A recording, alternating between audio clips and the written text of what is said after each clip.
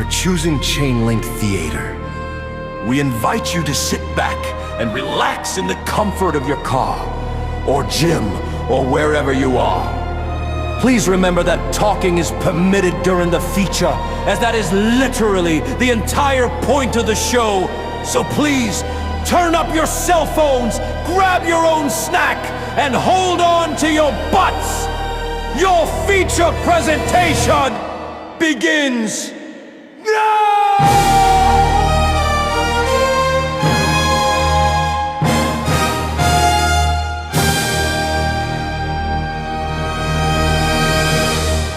Welcome back to Chain Link Theater, the show where every movie leads us to the next, one actor at a time. I'm Autumn. And I'm Kyle. And today we're linking from The Transformers, the movie, the 1986, into Citizen Kane somehow. Thanks to our next link in the chain, the baritone voice titan himself, Orson Welles. That's how. Yeah. So Played Unicron. He did. Now he's playing Citizen Kane. Yeah, Charles Foster Kane. Yeah. Wonder what the Citizen part's about. I don't know. I don't know. He's an extraordinary citizen, isn't he? And a douche. Yeah, I didn't mean he was good. Oh, okay. Yeah. Yeah, so I don't really know much about Orson Welles. I know the name. Of course. That's it, pretty much. Well, most of us know the name because of this movie. So, Yeah. goodbye to Chain Link tradition. He's all over this film. Yeah, he's the main character Yes. and director. The namesake. Yeah, he did direct this. He did. It said he co-wrote it as well. Man, he was 25 when he got this movie made. It is impressive because if you've never seen this movie, he's 25 while he's doing it, but he plays every iteration of Mr. Kane. Yeah. And I think they do a really good job aging him. Charles was probably 25 in one scene. Yeah. Yeah. Yeah, and then he's in his 40s and 50s for, I would say, the majority of the rest of the scenes. And he looks like he's in his 40s or 50s. Yeah. Couldn't play the 8-year-old version of himself. Not that great of an actor. I thought it was him. Yeah. I could see how you could be. Could have fooled me. He was born May 6th of 1915 in Wisconsin. Yeah, shocking. Yeah. I know he doesn't have an accent. He carries himself like a British He person. does carry himself like a British person. Also, like Orson Welles is just such a noble sounding name. Yes. So That is true too. Theater kid. yeah. He passed away 5 days after filming The Transformers, the movie, in 1986. So it's the last mark he left on this world. Yeah. Which he's got other testaments to his legacy. Yeah, his childhood was crazy from what I was seeing. Oh, do tell. Oh, like basically his mom passed away when he was like 9. And then he and his dad went like traveling for 6 years before his dad died. And then he was like handed off to like a family friend until he grew up and got out of there. So, Wow. yeah. Yeah, he was a theater kid. He preferred the stage. I know that he had to do a lot to get money to do the products he actually wanted to do, which is why he did projects he wanted to do, which is why he did Transformers and many things like it. His first claim to fame was the 1938 War of the Worlds radio drama. Yes. Which is, if you don't know anything about it, it basically was played like an actual bulletin Over the radio. And so a lot of people thought that the world was actually ending and Martians had invaded. Yeah, a lot of that having to do with his delivery. He sounded like serious. Yeah, and First he was off. 23 at the time. Yeah. So, Well, he's got a, like you said, baritone, yes. deep, commanding voice. Yeah. So that is what attracted the attention of RKO Pictures to give him a feature film. They didn't even care what it was about. Oh, that's quite the endorsement. Yeah. They were one of the only profitable studios at the time, but they wanted more. And they noticed that War of the Worlds was gathering a lot of attention, and that's what they wanted, was attention. So they decided to hire the guy Who did it? who did that to bring Yeah. attention to them. worked. Man, did he succeed. Yeah, do we want to talk about what happened at the Oscars? Yeah. So this movie got like what? 9 nominations. 9 nominations. It won only one of those. For screenplay, which was him. Which He was wrote it. him. But apparently every time his name was mentioned at the Oscars, he was booed. So Citizen Kane is a takedown of a lot of millionaires at the time, but particularly William Randolph Hearst, who was a newspaper tycoon. In the 30s. Most of the millionaires were not because of tech, obviously. They were Right. because of newspaper. And he was, you know, how millionaires are. Tiny dick, big ego. Okay. Orson Welles was not impressed and wrote this to take down. That guy. Yeah, pretty much. Pretty much. And that guy, having a lot of money and a lot of power, decided to never let his newspaper mention that movie and to spend all of his time leading up to the movie Tearing down people who on were a smear involved. campaign Yes. against everyone involved. And everyone in Hollywood bought that. Yeah. So this movie did not receive it. All of its, I mean, obviously it got nominated for Oscars. Yeah. So someone realized that this was a masterpiece. Yeah. It did not win any but screenplay. It's voted on by like a guild of actors and filmmakers and Yes. stuff. It really didn't come back into the spotlight until I was reading some French critics were calling it the best movie of all time in like the late 50s. Okay. So not too long after it was made because it came out in 1941. Yeah. So I guess we had to wait till after the war. Yeah, that would was make over. sense. Yeah. This thing has a lot of interesting opinions on the war since it wasn't over. Well, depending on when it came out, we weren't involved. No, we So- were not. When did it come out? It said 1941. I don't know the month. Let's see. May 1st. May 1st, 1941. So we didn't get involved till what, December 1941? That was it showing at the Palace Theater. It was released nationwide September 5th. So we were about to be involved. Yeah, but man, the timing's crazy. It really is. So interesting. I've only ever watched this movie with you within the last few years. I'd never seen it before. So now this is my second viewing. I think it's great. I love this movie. I saw it back when I first started really loving film, because once you very first start getting into film, you hear about this movie Right. because it's the best movie And ever you made. can see why. Which they still say today. If you think about a lot of the best movies ever made, there aren't really any before Godfather now. It's just this one. Yeah, no, not really. This is probably like, when did like Gone with the Wind and those things get made? Yeah, it would have been way back Wizard of around then. Oz. Yeah, Wizard of Oz was a technical feat. Yeah. There are a few. Yeah. But honestly, this movie is I love it, and it made me laugh still. Yeah. And it was trying to at those times. Again, like the fact that they took a 25-year-old, like all the actors play the older versions of themselves and their current versions. And apart from Joseph Cotton, they looked Yeah. pretty good as Yeah. their older versions. A But lot I of think them- it's because Joseph Cotton is the skinniest one of them with the smallest face, like the sharpest face. Yeah. So it's harder to do played the Leland. aging. Yeah, Leland. Because like Orson Welles has a very round face, so I think he kind of did the Marlon Brando thing with his cheeks, Yeah. to make himself look older. Yeah. So I thought it was impressive. Yeah, it's technically a very impressive film. I don't think it's boring to watch. No. I would say that most 30s and 40s films by now probably are. Yeah. And I think a lot of that owes to the filmmaking, because this pioneered a lot of the way movies are made today, because they used to be made more like movie theaters. Right. Static camera, the two people in a shot at the same time, talking to each other, kind of playing towards the camera. This is a lot of low angles, a lot of Lighting. very stark lighting. Yeah. They showed ceilings, which movies did not do back Yeah, then. and the ceilings were very low. Very low ceilings. Very low ceilings. Trying to give off claustrophobia for some reason. I know a lot of I those. think it makes sense though. And now that you mention it, well, The only thing that wouldn't make sense is I would think that the newspaper ceiling would have been higher if it was to give off claustrophobia. Yeah. Because that was when he was like not to like get into the plot yet, when he was embracing who he actually wanted to be.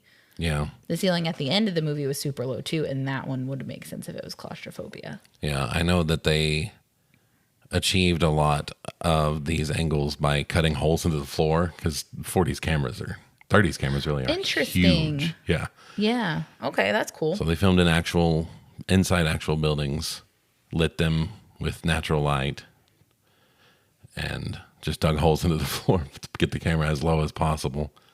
That's fascinating. I know that he was given one of the most lucrative contracts ever by that point, because the one guy that was making contracts at RKO Pictures just trusted him because of War of the Worlds. Yeah. And gave him full creative control, which was insane at the time, and final cut. Well, he did a beautiful job. It was all up to him. And a lot of famed, what would you call them? Like cinematographers, composers, editors. Yeah. A lot of famed crew at the time really wanted to work on this film because he had creative control. Yeah, because They weren't allowed to do all of their interesting creative stuff typically. on their other projects. Yeah. Yeah, that would make sense. It honestly, it's great. I'm ready to get into talking about it. We could do that. We can do that. Yeah, like we said, directed by Orson Welles, released in 1941. Back of box. You ready? The back of the box is this big collector's edition. I'm not sure how much it's going to say about the plot, but we'll tell you all about that. It says, Orson Welles' timeless masterwork is more than a groundbreaking film, presented here in a magnificent 60th anniversary digital transfer with revitalized digital audio from the highest quality surviving elements, blah, blah, blah. It is also grand entertainment, sharply acted, starting many of Welles' Mercury players, that's the theater he worked for, on the road to thriving film careers, and superbly directed with inspired visual flair. Depicting the controversial life of an influential publishing tycoon, this Best Original Screenplay Academy Award winner is rooted in themes of power, corruption, vanity, the American dream lost in the mystery of a dying man's last word, Rosebud. Yep. Okay, so getting into the plot. So we open on Citizen Kane's estate. Yes. So we see like some of the things he owns. There's like a cage for a Bengal tiger. There's monkeys, a golf course. It's like this massive estate. Lavish. And then we see a snow globe in a man's hand, who we find out is Charles Foster Kane. And then he whispers the word Rosebud, and then the snow globe falls and crashes on the floor and breaks. And he is officially dead. And there you go. That's Citizen Kane. I think next week. Yeah. So already, this movie's been on for, 1 minute, I think. yeah, And the transition shots. How do you do that in 1940? I don't know. I have no idea. I don't either.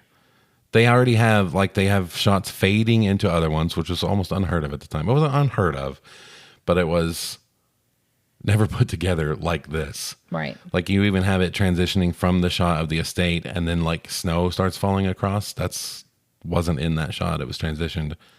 And then it transitioned into the estate and the snow was still on the screen. It's so impressive for the time. Yeah. Now you can just do that in a PowerPoint presentation. Yeah, I could do that. Yeah, easy. I could more importantly, I could do that. Yeah. Yeah. So then we get the next 20 minutes of the movie are like a newsreel of his life. This exposition stuff that I always found lazy, but this pioneered it. But it kind of makes sense because it's a newspaper movie. It's a newspaper movie. Yeah. And then we also get, anyway, so we see that they're talking about Xanadu's landlord, who is Charles Foster Kane. And then they keep comparing him to Kublai Khan. We had to look up who that was because I didn't know who that was. Genghis Khan's, son, nephew? Yeah, son. something like that. Yeah, he was the first non-Chinese emperor, apparently. Yes. Of China. And so then they're talking about how big his pleasure garden was in Florida and how he built this massive place and he has enough loot for 10 museums. And like he had like basically a huge private zoo, like the biggest private zoo since Noah's Ark, and that it's a costly monument that a man built for, like the most costly monument a man built for himself since the pharaohs. Yeah. So since the Great Pyramids. And so we find out that he's just like not just, but he's the greatest newspaper tycoon of their generation or any other. And then they just keep talking about everything that he owned, like boats and buildings and, you know, like estates and all these things, because he had a lot of money. Driving home that he had everything he could want. Right. And so he was born in 1868 with pretty much nothing, but his mom apparently got a large sum of money from selling or inheriting, potentially. I didn't really catch it. I didn't either. A like mine, some kind of mine. Yeah. And so she gave him away to Sold him. like basically, well, I don't know if she really sold him or if it was more just like, I don't know. But They offered to pay her. Yeah, she gave him to a bank pretty much. Yeah. That they were his guardians from then on. So, and I'm guessing it's so that he could have a better life. But then we get shots of people accusing Charlie of being a communist due to his arguments against trusts and private property, which is interesting considering that he owned a huge amount of private property and he's arguing the opposite. Yeah. So I did think that was interesting. But basically you get to the point that he was extremely powerful and that you either succeeded or failed based on his word. So. Yeah, they were, the mother and father were arguing. Well, that hasn't, this is just all part of the newsreel. Yeah, we'll get into it during the flashbacks. Because basically this is just the general history that they have in a newsreel about him. And then we get more details about every single one of these. I'm getting ahead of myself. Yeah. So then, like, we find out he was married twice. His first wife and son died in a car crash after the divorce. And then he married a performer and built her an opera house before they also divorced. And then it says that during his run for public office, he was caught with his pants down at a love nest with his girlfriend, pretty much. Mm-hmm. And that the businesses, then he began to sell them off after that happened. Yeah, I have no idea how they achieved this editing in the 40s. Yeah. That's insane. Then he basically returned from, there's like another part where he's like, this is like our actual like first shot of Orson Welles as Charles. Yeah. And he's being interviewed after he returned from Europe. And they're basically talking about a possible war in Europe. And then like pretty much that's the end of that. And then we snap to like a group of men in a smoky room with the newsreel going. And they're like, this isn't enough because we all know what he did, but what we need to know is who he actually was. And then they start talking about how his last words were Rosebud. And they're like, who is she? Like, who is Rosebud? What is Rosebud? Mm-hmm. We need to figure out what that means. And so now here we go with the actual movie. That becomes the plot of the movie. So they're basically like, get in touch with anyone who ever knew him and figure out who or what Rosebud is. So they go to interview his second wife, who is still alive, Susan Alexander. And she is like clearly, I think, grieving because this is pretty fresh. Yeah. The death is pretty fresh. So she's like drunk at a lounge of some kind and she's refusing to give an interview. She's basically saying, I just want to be left alone. Like, just leave me alone. I'm minding my own business. You mind your own business. And then the maitre d' is trying to tell the reporter that before Charles's death, she would like openly talk to anyone and everyone about him. Yeah. But since he's died, she's not saying anything. He's like closing the door on his face as he's telling him this. Yeah, because he's like on the phone like, hey, this is Atlanta number. Yeah. Just like, now I don't want to talk to you. But then finally the reporter asked the maitre d' about Rosebud. And he says that the maitre d', also asked Miss Alexander about it. And she said she'd never heard of it. Yeah. So that's a dead end. Because the whole point of this movie is figuring out what Rosebud means. Yep. So then we're in like this really vast, like vacant room with some like German looking lady who gives our reporter, Mr. Thompson, access to this manuscript written by Mr. Thatcher. And we find out Mr. Thatcher is the person who was entrusted with Charlie when he was a little boy.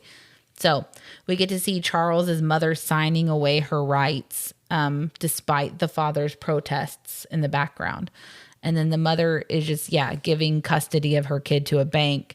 But then he mentions like, okay, so for the rest of your lives, this is what the banker's saying, you will get $50,000 from the trust annually as long as you live. And then the second the banker sells that, the father's like, well, maybe it's for the best. Yeah, he's been complaining the whole time. But Which, did you look up what the conversion is? $50,000 from, when was this? This Like would've- 1868-ish? Yeah, he was born in 1868, and he should have been about 9 or 10 when this happened. If you look up an inflation calculator, it won't let you go back before 1913. Right. Which I guess maybe that was when the Federal Reserve started. I don't know. So from 1913 to today, $50,000 is $1.1 million. It's got to be more than that, Yeah. for sure. Yeah. Yeah. So That's anyway, lots of money annually for giving away their son. So then, like at 25, Charles is going to receive all access to his funds. And then the mother keeps stopping his father from saying goodbye to him. And they're trying to get Charlie like excited to leave. So basically, like, this shot is just Charlie in the snow with his sled, just not wanting to go anywhere because he's like, why am I going anywhere? Why aren't you guys coming? Yeah. So then, like, I thought Mr. Thatcher was a little aggressive because Mr. Thatcher, like, starts grabbing at Charlie, like, no, let's go. He was aggressive. And then Charlie, like, hits him in the face with the snowboard. The sled. The sled. And, like, then the dad's like, you should beat the shit out of him. Yeah. And then the mom's like, There it is. no, you'll never beat the shit out of him again. Only Mr. Thatcher will. Yeah. And it's just like, okay, cool beans. So now we literally just jump, and now Charlie is already 25. And they do mention, like, they're going through all the things that he owns, and he says he's only interested in running the Inquirer, the newspaper. That's the only thing he wants to do. Nothing else. He doesn't care.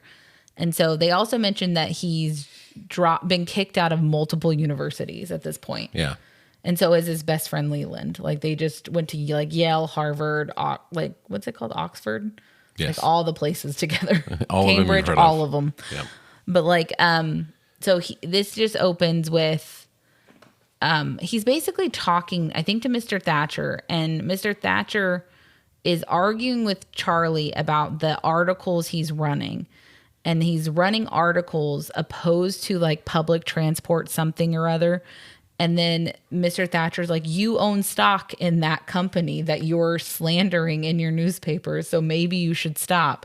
And then Charlie basically says that there's two parts of him. There's the part of him who's filthy rich and owns like 80,000 shares of this company. And then there's the part of him that wants that, is the newspaper owner and wants to keep people from being exploited. Yep. And that's pretty much it. So that's why he does it. And then the guy's like, you've lost $1 million on this newspaper last year. And he was like, yeah. And I expect you to lose $1 million next year, and then $1 million after that, and $1 million after that. And if I keep losing $1 million every year, then by the time I'll like, what In did he say? 60 years, I'll In have to close 60 this place. years, I'll have to close it. So he's filthy rich, And basically. he grins when he says it. Filthy rich. And then there's like another shot of a much older Orson Welles, and they're talking about a depression, but I didn't really like understand what we were talking about. Oh, I don't know. I think that he was fine during the depression. Oh, definitely. That's the vibe I got. Yeah. So then we're talking to Mr. Bernstein, who is one of his friends from the newspaper, about what Rosebud means. And we get a story of, like, basically that guy's like, oh, it's probably a woman.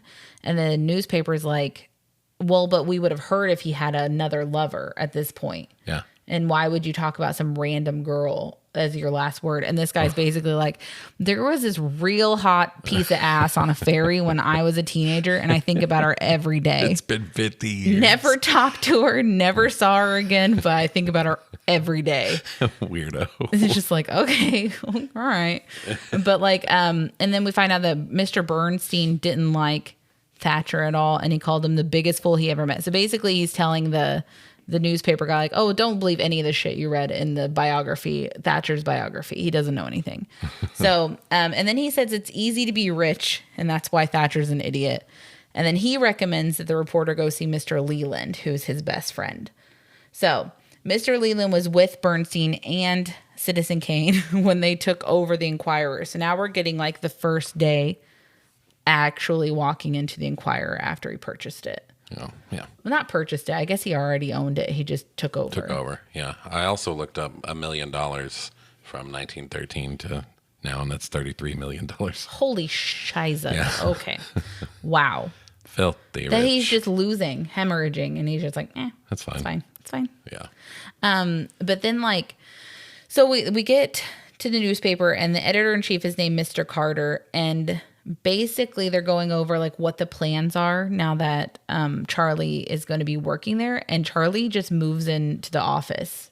Like instead of he just moves into This guy's office. Yeah, this Right in guy's front of him. office. Yeah. This guy's the only guy that's hamming it up the whole movie. I think most of the acting's amazing. This guy's playing a comedy character. Yeah, he was very disheveled by the end of the scene for sure. But he also says that now they're no longer just a morning paper; they're 24/7 because he's like the news is 24/7, and that's what we're gonna do. Yep. And then Mr. Carter is clearly going through it because the next shot, his hair's all disheveled. He looks exhausted because it's like nighttime, and they're talking about the lack of reporting about a local woman who'd been murdered. And Mr. Carter's like, well, it's not worth reporting. And then they basically tell him like, well, that's what we're going to be doing now. We're going to be talking about gossip because that's what sells. That's what sells. Yep. And then I did like a line that Charlie says where he says, if the headline is big enough, the news is big enough. Yeah. Which I liked that. Basically saying I can control it. Yeah, because he's like, that's not big enough news. And he's like, we decide how big the news is. Yeah. Yeah. Because he was like, well, this girl's been murdered and everyone's talking about it. So why aren't we talking about it? Yeah. We should be talking about it too. And then Charlie says that his goals for the Inquirer is he wants the Inquirer to be as important as light to the city of New York. So it's quite ambitious. Yeah, it is.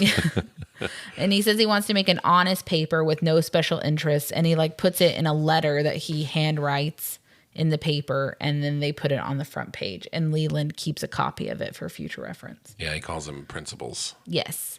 And so the newspaper, we basically just jumped. The newspaper went from 36,000 in circulation to 680,000 very quickly. 684,132. You sound like Matilda. Okay. Yep. Well, Kane corrects him too in that scene. Does he? Yeah. Wow. But like, then we just basically get a bunch of old white guys sitting at a table, and Citizen Kane is heading on vacation. I don't know. And then they make jokes about like, oh, there aren't enough statues left in Europe for you that you haven't bought yet. And they're talking about whether or not they're going to declare war on Spain. And basically like... He says that twice. Yeah. I don't know. And later on, the guy says that there's another shot later on where he says the Spanish-American War was caused by Charlie Kane, and then without it, we wouldn't own the Panama Canal. Wow. So fun. So Great. Basically, this is when we have the weird dance scene that goes on for far too long. Yeah. I didn't like it. Quite provocative for the time. Yeah, it's like a whole song about Charles, yeah. Yeah. And it's just people singing like, oh, isn't Charles the best? He's so rich. And which he knows the words yeah, to. everyone at the table knew the words. Yeah. And I was like, how often are we singing the song? Yeah. Weird. It is weird. This is when I always say like that part in Walking Dead where everyone's just sitting around listening to Beth sing. And I'm all like, that's my fucking nightmare. Oh, you hate when it's portrayed that the internet doesn't exist. Yeah. I'm like, I don't want to sit here and watch you dancing around. Like, that's fun for me. I'm going to leave. But anyway, so then we get a telegram from Charlie to Mr. Leland about how he wants to buy the biggest diamond. And basically, Mr. Bernstein understands that it's not because Charlie likes diamonds all of a sudden. It's because Charlie has met someone who likes diamonds. Mm-hmm. So, and he's correct. So then it's weird because I guess vacations didn't exist back in the day because he comes back to a massive trophy that all the employees had engraved saying like, welcome back from Europe from your 637 employees. Yes. huge trophy. Could you imagine coming back from like your vacation and they just give you a trophy? No. So weird. But anyway, so he basically walks into the office and they're like, oh my God, we're so glad to see you. And he's like, I don't want to fucking be here. I'm going to leave. Actually, But he does take the trophy. He does take the trophy, and then he runs out. Yeah. I'm like, why did you come over at all? Right? Just don't come over. What a weirdo. And then Hang on, dear. I got to swing by and get this trophy they're going to have for me. He does hand a lady, one of the women in the office, a piece of paper that she reads that announces his engagement. Yeah. So I guess that's what he was doing there, but he didn't stay for it to be announced, and he didn't bring his girlfriend up with him. He just left her in the They all fucking have to car. spy out the window. In the horse? Do you say in the horse? In the carriage? In the carriage. Yeah.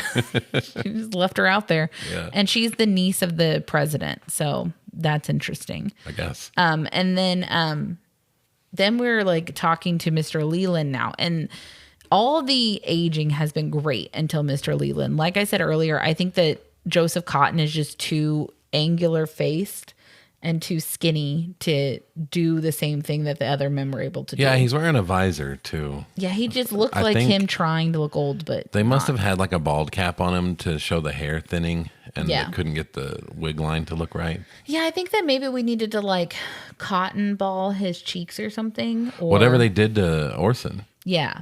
But his face Orson's kept getting- face is so broad already. But they made it broader throughout because the I movie. think he was just putting his head down. Well, but like- Joseph Cotton was doing that too, and it just I think he's the just too illusion isn't sold as well. No, he just looks like a 20-year-old pretending to be an old guy. But I and assume not watching well. it in the theater back in 1941, you wouldn't have noticed. You would have been like, whoa. But the rest of the stuff still looks great 80 years later. I agree. It looks great. And then basically Leland's like, oh yeah, he's my only friend, but he's a swine. He said he was brutal. He wasn't brutal, but he did brutal things, which Yeah. I think is interesting. Yeah. And then he also says that Charlie never had a conviction for anything other than himself. Yeah. So, I mean, yeah, I think that maybe being raised by a bank could cause a narcissist. Maybe Yeah, just a little easily. bit. Easily. Easily. And he basically says he has no idea what Rosebud is and that Charlie never believed in anything at all. Yeah. And then he says a funny line where the guy says, I can't remember. Oh, yeah. He says, oh, I heard that was his last word, but I never believe anything I read in the Inquirer, which is the newspaper your he paper. worked for. Yeah. And so then he starts talking about Charlie's first marriage, which sounds like he says it fizzled pretty rapidly because within 2 months, Charlie and his wife, Emily, only saw each other at breakfast. And so we get like this progression of the time that they spend together where at first they're like clearly loving and they're sitting next to each other at the table Yep. and talking about like, she's like, oh, well, I just want you to spend the morning with me. Don't go to work. And he's like, okay, well, I'll just push off all my stuff until noon. So we'll spend time together. And then they're like on opposite sides of the table. And she's like talking to him about how you spend too much time there. And I wish that I had a rival who's flesh and blood that I could actually compete with. Yeah. Because I can't compete with this. And then it goes on from how much time he's spending at the paper as an argument to the content of his paper that's an argument. Because he's talking like mad shit about her uncle, the president, in his paper. Yeah. And she's like, it's shameful. Man, I like this scene. I do too. The way acted that really they pan to each jump in time, and his outfits keep getting more and more put together because he's Yeah. becoming more of a businessman and less comfortable at home around Yeah. her. His hair is combed Yep. more and more each shot. He's also, his body is twisting further and further sideways Away from her. away from her. Yep. So, yeah. And then they pan at.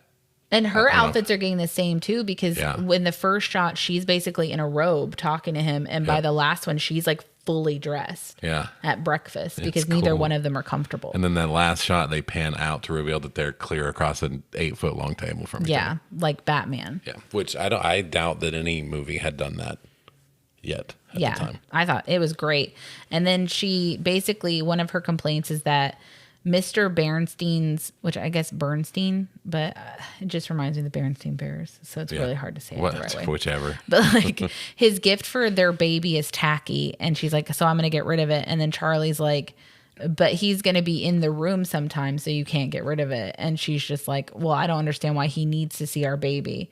And Charlie's like, well, he's going to, period. And then one of the lines, and I don't really recall what they were talking about, but she starts to say, why Charlie, people will think, and then he says, whatever I want them to think.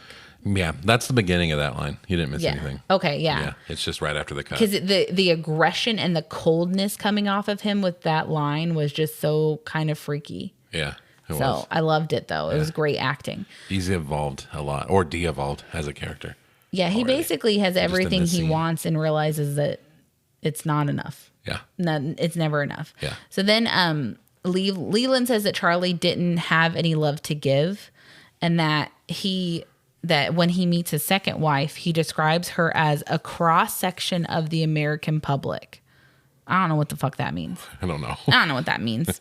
But then the first night he met wife number 2, she has a toothache and she's laughing at him because somehow he's covered in like head to toe mud. Yeah, they showed a carriage driving by. Oh, okay, yeah. He's covered in mud, and he's basically like, why the fuck are you laughing at me? And she's like, because I have a toothache. And he's like, well, then I'm coming home with you. She offers to let him in because she has hot water Is that to what wash happened? off all the mud. Yeah, I don't know. I don't know.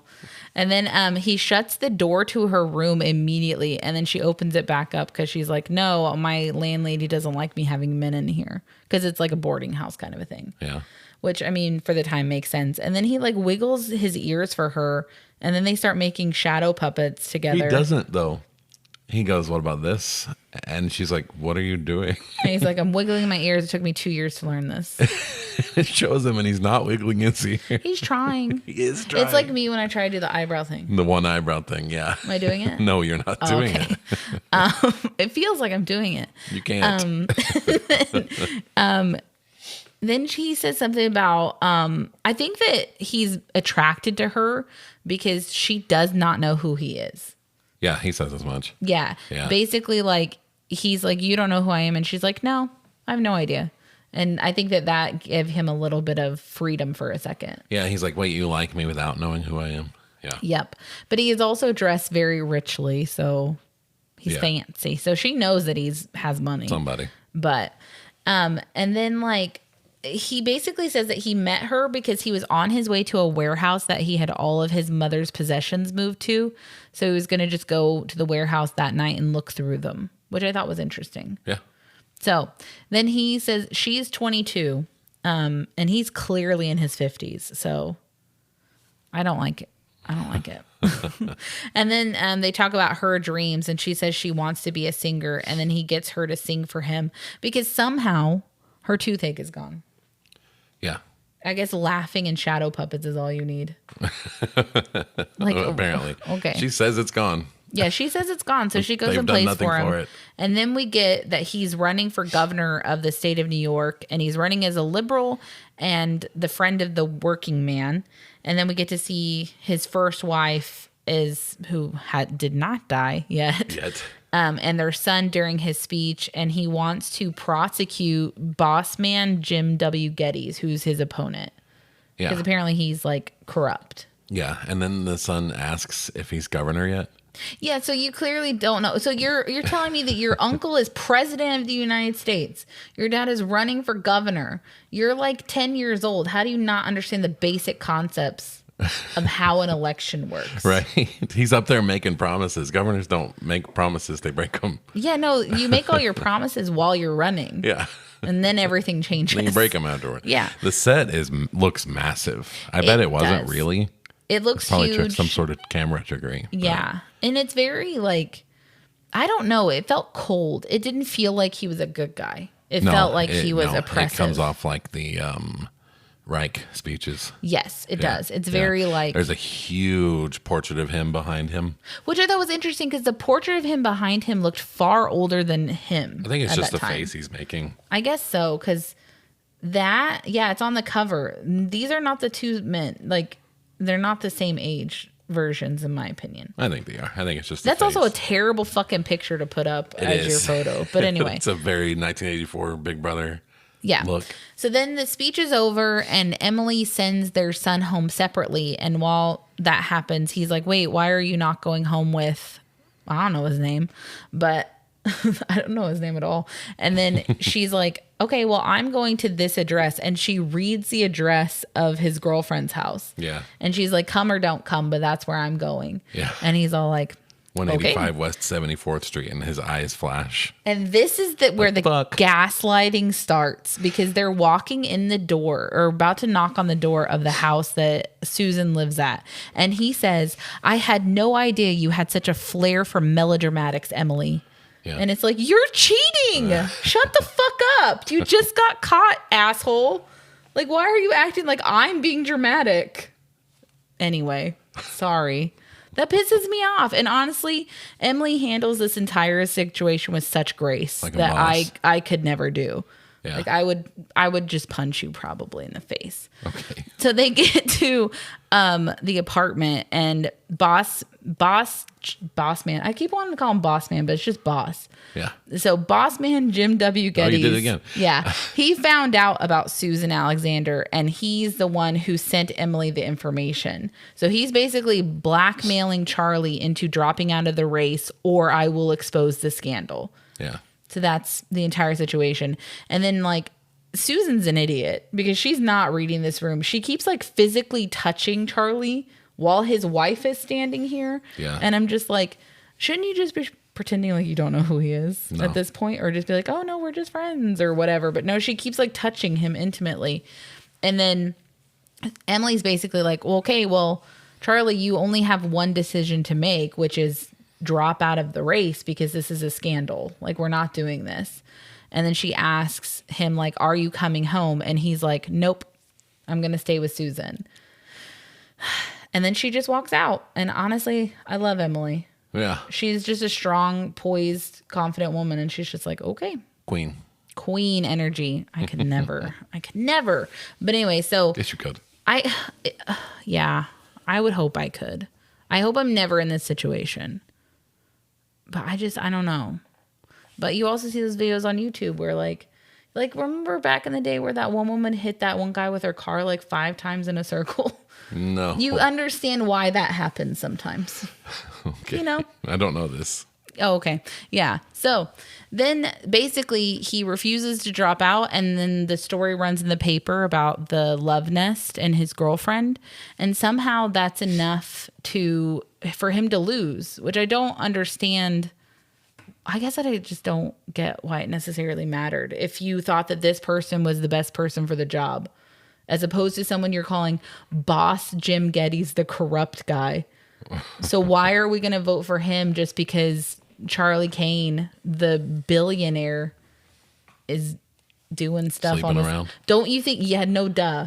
Welcome to the 30s. Yeah, true. And even the 90s. That's why Clinton got canceled. True.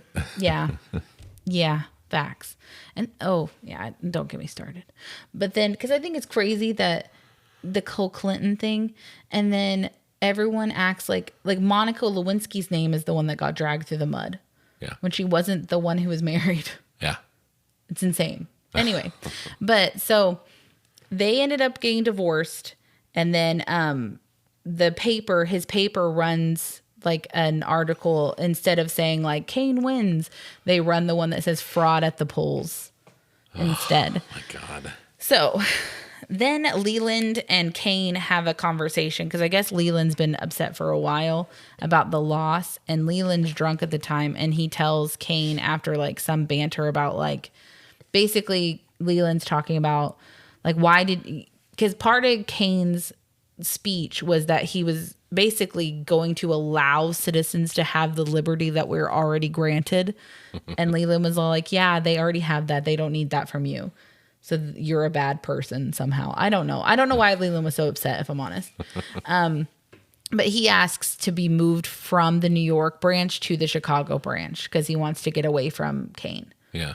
So anyway, the next headline we get is that Kane marries singer Susan Alexander, and that he says in an interview, like after they get married, that she's going to be like a famous opera singer or something. And if she's not going to sing on a certain stage, then he'll build her an opera house. And then the next article we get says Kane builds opera house. Yeah. So I guess she didn't get hired. So And then we get clips of Susan being like pushed into the spotlight, and she's clearly does not want to do this. Like she hates it. Yeah. Yeah. And then there's like a bunch of implications that she's not good at singing, which I found confusing because I didn't think she was a bad singer. Well, she kind of said as much as she didn't want to do this when she first met him. She said her mother wanted it for her. Yeah. And he just wasn't listening.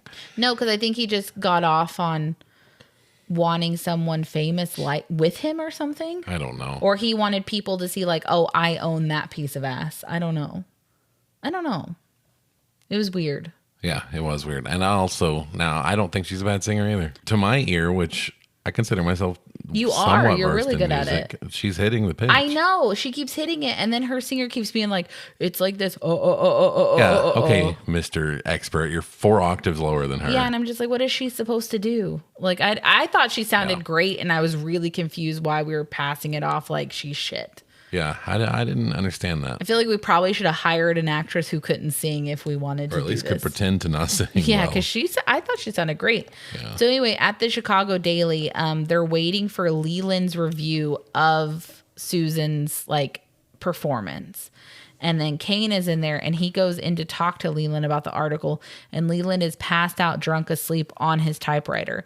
And Bernstein comes in with him and starts reading the article for Kane. And basically the article is like, this bitch sucks. This Pretty is the much. worst thing I've ever seen in my life. She's terrible. Nepotism, like all that stuff. Well, it's worded more eloquently. But I yeah. said nepotism. That's an eloquent word. And then instead, like, Kane takes the paper and goes and finishes it himself. But he writes her a shit review. Yeah, because he's like, finish reading it. And the guy's like, I just did. There's nothing else there. And he takes it and starts reading the scathing review. And he's like, I didn't see it say that. He goes, it doesn't. It doesn't. And then he walks off and he finishes it himself and writes his wife a terrible review. Yeah, because that's what his buddy wanted. Yeah. So it's interesting. He did say that honesty was going to be the biggest policy of this newspaper. I think this is one of the only times he's honest, though. Yeah. And I'm kind of interested in this because later on, we see a bunch of newspaper articles where all of his newspapers are praising her work. So this is the only negative one he allows, and he wrote it. Yeah, I don't get it. I don't get it either. But then, like, Leland wakes up and notices his paper missing, and then basically Charlie is sitting there writing it for him and then fires him as a result. Like, he's basically like, no, I'm writing exactly what you would have said, but you're fired. Yeah. We're done. And then Leland says Kane never finished anything other than that article. Yeah, Leland is under the impression that Kane wrote the negative article to prove that he's an honest man. And he said that's all he ever wanted to do. He always had something to prove to someone. Which is interesting because, like I said, the other articles are all about how great she is. Yeah. So I guess he gave up on that pretty quickly. Well, the only person he needed to prove his honesty to was Leland. True. And Leland was gone. Yeah. Yeah. So then, like, back with Miss Alexander and Mr. Thompson, she's finally willing to talk to him about it. Mr. Thompson is the reporter, if you forgot. And then she says, maybe I should have never sang for Charlie in the first place. And she says she didn't want an opera house. He did. And that everything was his idea except for her leaving. So, and then we get like a voice lesson with Miss Alexander. And then the teacher is saying there, and he's saying some people can sing and some people can't. And basically the guy is just sitting there telling it that it's impossible for him to teach her and she sucks. Oh, while way in the background, Mr. Kane has walked into the room. He's standing in the room. And I still think she sounds great. I don't get it. Yeah, I do too. And then he comes up and he tells the guy, he's like, it's not your job to judge her on her talents. It's your job to train her. Yeah. And then, like, I still think she sings beautifully, so I really don't see the problem here at all. Yeah. And then we get, like, a shot of one of the performances that we saw from the front earlier for just a second, where she's, like, kind of dressed like Cleopatra a little bit. Yeah. And then we get to see Charlie watching her, and then everyone in the audience is acting like this is the worst thing they've ever seen in their life. Like, they're falling asleep and boring. stuff.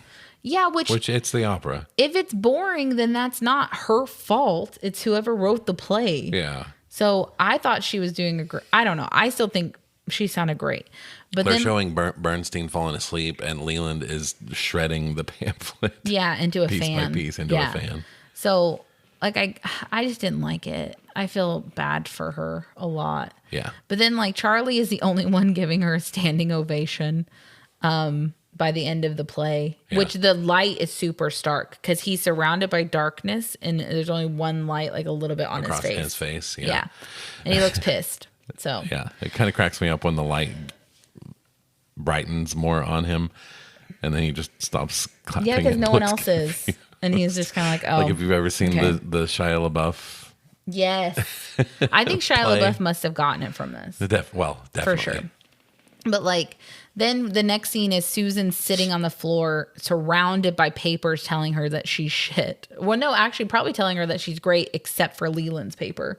Yep. And then she's yelling about Leland, and she's like, "How come you fired him and then sent him a check for $25,000?" And then Leland sends Charlie in response his declaration of principles in the mail, and a bunch of cut up paper. I wonder if it was the check. Pulling out paper, so I wonder if that was the check. It might have been. They never outright said. They never said. And Susan says she's done singing, and she didn't want to do it in the first place. And Charlie basically says, "You'll continue because I don't want to appear ridiculous."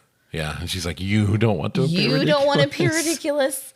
And then she does it, and then we get a bunch of news articles like flying through about like all of her sold out shows and how like amazing her performances are and stuff like that. So clearly he's telling all of his papers to write only good stuff. Yeah, she is selling out shows though.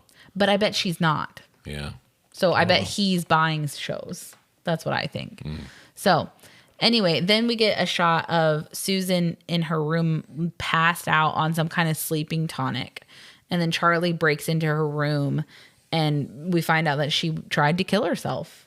Jesus. Yeah. And then basically Charlie is excusing the attempt to the doctor, saying like, "Oh, she must have been confused and excited about her next play." And like it said something about like the bottle that she normally has is smaller than this one or something. Yeah. Yeah. And then which I did appreciate this, he sits by her bedside until she wakes up. Yeah. In vigil. So I guess he does love her in his own way. But like, anyway. I have some thoughts I'll save for the end. Okay. And then she wakes up and she basically says, "I couldn't go through with singing again. And this was my only way to get your attention." And then she says something about how like it's really hard when you have a whole audience that doesn't want you. And then Charlie at first is all like, "Oh, who cares? Just make them want you." And then he acquiesces and says that she doesn't have to do it anymore. And it's their loss for not getting to see her perform. So anyway, and then they've moved to Xanadu now, where they've built this massive estate, and she spends all of her time doing puzzles in this like massive living room that has like, how long is that fireplace? It's huge, like probably 20 feet. 20, 30 feet. Yeah.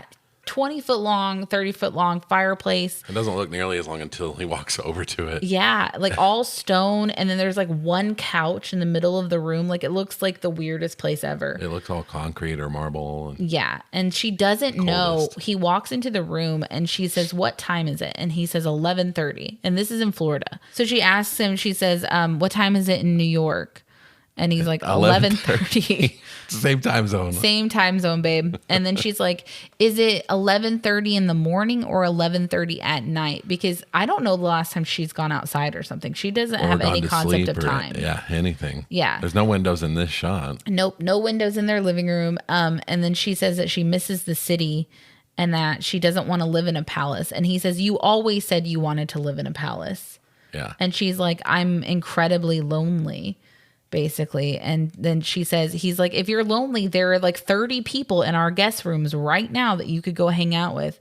And she's like, "I'm tired of hosting people. I just want to be in New York." And he's like, "I don't want to go to New York, so fuck off." I love the way this is shot though. Real wide shots, again, showing the distance. Emotional distance with physical distance. And the time he does try to get close to her, she gets angrier. Yeah. So he walks further away. Yeah, it's really sad. But also, like, I'm not saying that Charlie is a great husband by any stretch of the imagination, but she certainly does a lot of fucking complaining. Yeah. Like a lot of, like the fact that she was like, I'm lonely. And he's like, you have 30 friends here right now that are in our guest rooms. Go play with them. And she's just like, but I don't want to host. But what do you want? Yeah. Then what do you want? I don't understand what you want.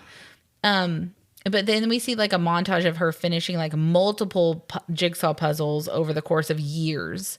And then the next shot we get is Charlie being like, we're going to have a picnic tomorrow. And she's like, I don't want to have a picnic. And like, he's like, we're going to have a picnic tomorrow in the, what are they called? The Everglades? Is that what they're called? That's the swamps, yeah. Yeah. And she's like, no one wants to sleep in tents. The only reason why they'll do it is because you order them to. Yeah. Which, I mean, yeah. But they do go on they're like driving in their caravan on the way to the Everglades to camp, which sounds like my worst nightmare, Peter. You just hate outside. I hate outside. Yeah, I do. And then she hits, this is why I don't necessarily like Susan, because she hits him with like you never really give me anything I actually want, which is just like, bitch. What do you want? All of this is trying to make you happy. Yeah. So anyway, and then she says, you never give me anything that you care about. You just try to buy me into giving you something, which I don't know. I'm not following. I'm not not following smart either. enough to follow what you want. I think that he's just trying to like, I guess love bomb her or something like that. I have no idea. And then she also says while they're in their tent, she's like, you don't love me. You want me to love you. And then he hits her. And then while he hits her, we get like someone screaming outside. They've been playing music over this. Yeah, people are having a great time in the Everglades. Yeah. Wearing their door. coats. But then when he hits her, there's a scream. The music goes away. And it's I screaming in think the it's background. actually not anyone there. I think it's just like showing that he's been abusive. It's supposed to be her screams from the that's the what I past. think. I think it's don't her know. screams in the past, just like that he maybe. hits her regularly. Maybe. Because she doesn't react when he slaps her. She certainly doesn't react like it's new. No. She reacts like, yep. And then because she says, don't tell me you're sorry. Because I'm guessing he does that a lot. Yeah. So anyway, he is an asshole. But I think she's an asshole too, to be fair. And so then he gets notified that the servants are packing her up so that she can leave. And then Charlie's concern is that the guests will hear that you're leaving. And she's like, yeah, everyone's going to hear you're Charlie Kane and I'm leaving. So then he says, I won't let you go. And she's like, goodbye, Charlie. This is one of my favorite. This is probably my favorite scene in the whole movie. Yeah. And then he's like, I love this. He gives her like this imploring, like, Susan, please don't go. Like, from now on, everything will be exactly how you want it to be, not how I think you want it, your way. And then he says, you mustn't go. And while he's saying this, you're looking at Susan, and Susan's face starts to soften, where she's like, maybe I'm being too rash about this. Because this has been years. Like, she's much older now. So is he. Yeah. So, like, you can tell that she's like, well, maybe I should stay. Like, I do love him. And maybe he'll change, you know? Yeah. And then he says, you can't do this to me. And the second he says that, she's like, okay, so it's being done to you. I love watching the acting of her face harden back up. Yep, because she's like, nope. Great. And she's like, I can't do this to you. Yes, I can. I'm leaving. And then she leaves. And I honestly, that's my favorite scene, just because I think that you can see the real emotions of what you would go through. This is what love bombing is, you know, like you think that this is what they do. Yeah, like, and you can watch him lose power the moment he says it too, and his face softens. Man, you were talking about before we watched this again that this was the only scene you remembered, and it's because the acting is it's so good, great, it's and the writing so great. Yeah, and then this is also where I was talking about like the ceiling is really, really low, like it's like 7 feet tall. Yeah, he starts like throwing everything in her room around, like breaking everything until he finds like it's literally like right above his head. Yeah. So, and then he's like throwing everything around, and then he finds the snow globe, and then he says the word rosebud. And then but it sucks. This is why I feel so bad for Charlie, because while he's having his hissy fit in her room, all of the guests are just standing outside of the room watching him like he's an animal. That's another cool film technique reveal as they pan to show all the people that have seen this entire thing. They're just watching this man's life fall apart. Yeah. Man, the physical acting by him was really good too. He seemed old. He did. He Yeah. seemed stiff, like it hurt to move. Yeah. So, and then Susan says that she's now broke, and she says, if you want to talk to someone, you should talk to the butler, Raymond. And then the reporter says that he feels sorry for Mr. Kane, and she says she does too. And then the butler basically is like, Kane acted funny sometimes. I was his butler for 11 years. But then basically just wants the guy to give him money. Yeah. Like, that's pretty much it. And then he says that he didn't say anything after that. So after he found the snow globe and said Rosebud, because it's a snow globe full of just like a little house in snow, obviously. Yeah, he didn't say anything after that, and then he was dead. And then the next clip we get is that the newspaper is like chronicling all of the shit, like all of his spoils of his life that he purchased because he bought like all of this stuff. Like basically picture the scene from like Raiders of the Lost Ark, you know, at the end, but like way more disorganized, but that many boxes in that warehouse. Yeah. Yeah. And so they're just like taking photos and like still musing about like, did you ever figure out what Rosebud was? And he's just like, no, I never figured it out. I have no idea. I guess we'll never know. Yeah. And then what do we see? Oh, and then we see at the end of the movie that they're like throwing stuff of his in a fire. And one of the things that they throw in the fire. And if you've never seen this movie, we are about to spoil what so Rosebud is. Watch it yourself. It's great. Yeah. So if you want to find out in the movie, go watch it. Go watch it. Turn it off right now. But if you don't, 5, 4, 3, 2, 1. They throw his little sled from when he was a child into the fire, and on the back of his sled it says Rosebud. Yeah. So after all of that time, all he cared about, or not all he cared about, but that was when he was the happiest. Yes. And that was the all only thing he money wanted. could never buy him. Yes. Was his childhood. The actual life that he never got to have. Yeah, it's really sad. It's so sad. It's so sad, like, because honestly, I feel like if he had just, like, even though I know the mom said that his dad was abusive or whatever, but that she also had all that money all of a sudden. Yeah. So how come she couldn't have just left with her son? Yeah, I don't get that part. I don't get it either. The great irony about this entire plot, by the way, is also that the only reason that anybody cares what Rosebud meant to him is for profit, for a good story in the newspaper. Yep. They didn't really care about figuring out anything about his life. Yeah. When he got to the end of his life and realized that profit didn't do any good for him. He was and never everyone happy. who was the closest to him also didn't know what he meant because he never let anyone in. Yes. It's really freaking sad. It's super sad, and it's amazing storytelling. It is. It's beautiful. Honestly, it's still a fantastic movie. That's the end of the movie, right? It says the end. Yeah, that's the end. It says the end on the screen. Yep.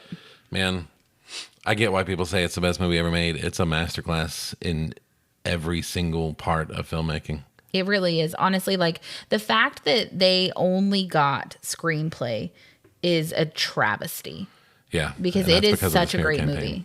Yeah. And that's because of the smear campaign. And acting's great. Cinematography's great. The editing is great. The transitions are insane. Everything about this movie is fantastic. The sound design, the lighting, the makeup to make them look old. Yeah. So convincing. Because even Susan was believable because she's like at least 25 years his junior, if not more. Yeah. But like the crow's feet and stuff she had were believable. Yeah, they weren't over the top with any other old people stuff. It was no.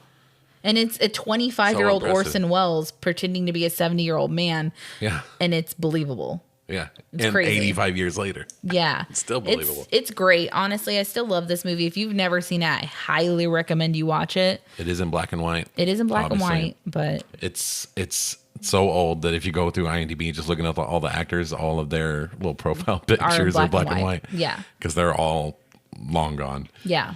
Yeah. I think the one who died the last was... Of the people I looked up. Yeah. It was 1997. 1997 was the last person. Yeah. Yeah. Crazy. I'm sure there may be other people that lasted longer. Oh, probably the little boy, I would imagine. But yeah, no, it was great. It's still a good movie. Another thing I found fascinating is the use of the medium of film as opposed to theater was the deep focus. They would have everything in the shot in focus all the way from the foreground to the background so that you could pay attention to whatever you wanted. And they were telling stories even in the background, just of people, going about their day or being far away because they're distant from the characters that are in the foreground. Just super fascinating. You were saying earlier something that I said I would get to at the end. I was talking about their relationship, I think, about how I don't think... Oh, because he waited by her bedside. Yes. So I think a lot of the interesting stuff here is that this is a story about him, but it's told from the perspectives of 5 different people. Yes. That knew him. And I think that's why he's portrayed 5 different ways. He comes off as way worse in the stories told by Susan than he does by anybody else. Everybody else is kind of like, yeah, he's true. Kind of a jerk. He's a little selfish. And she's like, he's the fucking worst person imaginable. Well, then why tell that he waited? I think maybe he didn't, and she doesn't know because she just woke up. That was when she woke up. He was there. There would be tenderness for him. She did marry him. Yeah, she cared. So maybe that was her like coping with the marriage. But she had just left him when he died, right? Yeah. So she was still mad. He was portrayed in the worst light. Well, could you imagine though, like she was married to this man probably 20 years, 15, 20 years, and then you leave and he immediately dies. Yeah. You would be sad. Yeah. So, because she still loves him and probably feels like it's partially her fault and stuff. Yeah. The nonlinear narrative thing was new for back then. Oh, yeah. That's crazy innovative. It's such an innovative film. It's great. The last note I have is that this story about a weary, old, depressed man regretting his life was written by a 25-year-old. Yeah. Yeah. Fascinating. But it's great. I do still think it's great. I think it holds up. I don't know if it's the best movie of all time, but it is the most influential. It's fantastic still, like I've said. Yeah. It's great. And if you watch it, there's like way more funny, honestly. It's pretty funny, especially the newspaper stuff. Yeah. So. Yeah, there's not a lot of 80-year-old movies that can still make you laugh. Yeah. So there's quite a bit of humor in it that I found funny still to this day. Yeah. It's a great watch. Go see it. I don't know how we're going to get out of this hole. We can. Okay. It's just going to be, we're going to have to at least watch maybe one movie that we've never heard of. Okay. Well, because it's my turn to pick the actor. And so the only name that I sort of recall is Joseph Cotton. Oh, the guy that played Leland? Yeah, Leland. Yeah, I can get out of that. You can get out of that. Yeah. No way. Yeah. No way. Pick him. Jacob literally texted me this week and was like, Citizen Kane, so season 1 is over. No. I'm picking Leland. Let's see what you can do. If we're willing to buy movies, I don't think season 1 will ever end. I think we can get out of anything. I don't think so. Well, Joseph Cotton is in Tora, Tora, Tora, first off, which is an old Western movie. Okay. And he's in Gaslight, which is where the term gaslight comes from. Okay. So though I only know 3 movies, but he was in a lot of things. But he's in Soylent Green. Oh, Soylent Green. Which I've never seen. I have. I saw it in how is it? School. Should I pick it? It's good. Yeah, let's do it. Okay. I'll pick Soylent Green. Soylent Green. Okay. Maybe. I mean, I think there's hope for us. Oh, we can definitely get out of Soylent Green. We can definitely get out of Soylent Green. Yeah, I already know where we're going to go from there probably. Okay, so. I can picture it. All right, so that's a wrap for this week's episode. Thanks for joining us. If you like the show, leave a review, follow the chain, and join us next week as we leak from Citizen Kane to Soylent Green. Bye. See ya.